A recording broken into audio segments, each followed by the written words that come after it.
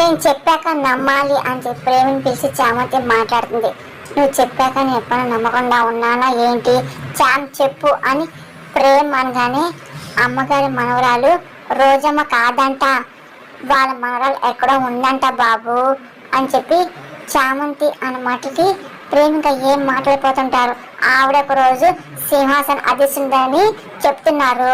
ఒకవేళ సంస్థానికి సంబంధించిన లేని అసలు ఈ రోజమ్మ పట్టాభిషేకం జరిగిందే అనుకో, ఆ పాప మన అందరు చుట్టుకుంటుంది ప్రేమ్ బాబు అని చెప్పి చామంతి అన్న మాటలకి అయితే ఎట్టి పరిస్థితుల్లోనూ వదిన గారిని సింహాసనం ఎక్కించకూడదు అని ప్రేమ్ అనగానే నా దగ్గర ఒక ప్లాన్ ఉంది బాబు అని చెప్పి చామంతి అదే పనికి ప్రేమ్కి ప్లాన్ చెప్తూ ఉంటుంది. ఆ చేద్దాం అనగానే సరే అని చెప్పి ప్రేమ్ అంటూ ఉంటారు.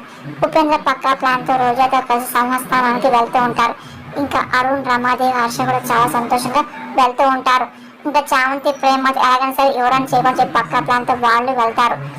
అమ్మ రాజమనహారాన్ని మీ నాన్నమ్మ తాతయ్య ఫోటోలు పెట్టి ఆశీర్వాదం తీసుకో అమ్మ అని చెప్పి అక్కడ ఊర్లో పెద్ద అంటూ ఉంటారు. సరే అని చెప్పి రోజా అంటుంది.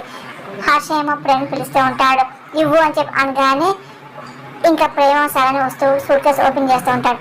రాజమనహారాన్ని బ్యాగ్లో పెట్టమని చెప్పాను కదా, ఎక్కడ పెట్టాను హర్ష అడుగుతూ ఉంటాడు. అంటే మీరు జాగ్రత్త కబోర్డ్లో పెట్టాను నాన్న అని చెప్పి ప్రేమ అన్నమాట. ఒకసారి హర్ష, రోజా, రమాదేవి షాక్ అవుతూ ఉంటారు. ఇంకా రోజా ప్రేమ ఎక్కడని కోపం వస్తూ